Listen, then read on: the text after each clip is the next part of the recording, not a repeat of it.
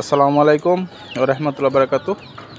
আপনারা জানেন আমার খামারে অফার চলতেছিল যে যেই মুরগি কুচে হবে সেই মুরগিকে কুচে বসানো হবে, তারা বাচ্চা তুলবে, তারা বাচ্চা নিয়ে ঘোরাঘুরি করবে, তাদেরকে রেস্টের ব্যবস্থা করা হয়েছিল।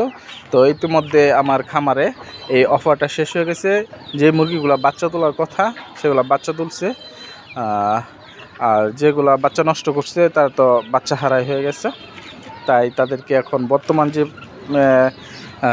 আমি টার্গেট নিছি এই ডিমের জন্য, এই যে ডিম পাড়া শুরু হয়ে গেছে ইনশাল্লাহ। যারা আগে কুচ ছেড়ে দিছিল, এই যে সব মুরগিগুলো এখানে কুচে বসানো হয়েছিল, তাদের কোচগুলো মোটামুটি পরিষ্কার করে দেওয়া হয়েছে।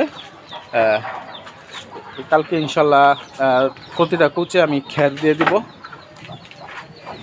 তো অফার শেষ। এখন মুরগিগুলো আমি শুধুমাত্র ডিমের জন্য প্রস্তুত করব। তারা ডিমের জন্য প্রস্তুতি নিচ্ছে ইনশাল্লাহ। তাদের পর্যাপ্ত খাবার ব্যবস্থা করা হয়েছে, আর ডিমের প্রোডাকশন যেন বাড়ে এই কারণে তাদেরকে এক্সট্রা খাবার দেওয়া হচ্ছে। এই দেখেন, অনেক দিন হলো অনেক মুরগি বসিয়েছি, কার কীরকম বাচ্চা তোলার এবিলিটি আছে তা যাচাই করা হয়েছে। তো এখন শুধু তারা ডিম দেবে, খাবে আর ডিম দেবে। ঠিক আছে, আপনারা সবাই দোয়া করবেন যেন আমার খামারে কোনো রোগের আক্রমণ না হয়। তো আল্লাহ তাআলা যেন বরকত দান করে আমার খামারে, সেই দোয়া আপনারা সকলে করবেন। তো যেন রোগাক্রান্ত না হয় আমার মুরগিগুলো, এই জন্য সময় মতো ট্রিটমেন্ট নেওয়া হচ্ছে মোটামুটিভাবে। কালকে থেকে তাদের ঠান্ডার জন্য কিংবা অন্যান্য অসুস্থতার জন্য আদা রসুনের পানি খাওয়ানো শুরু হবে 3 দিন ব্যাপী।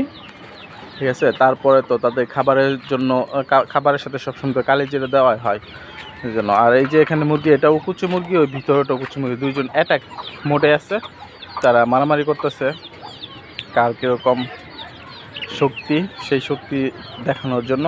কিন্তু আমার জন্য এটা খুবই ক্ষতিকারক। তারা মারামারি করলে বাচ্চাদের সমস্যা হয়ে যায়, কিন্তু তারা এটা বোঝে না, বোকা নতুন, এই কারণে।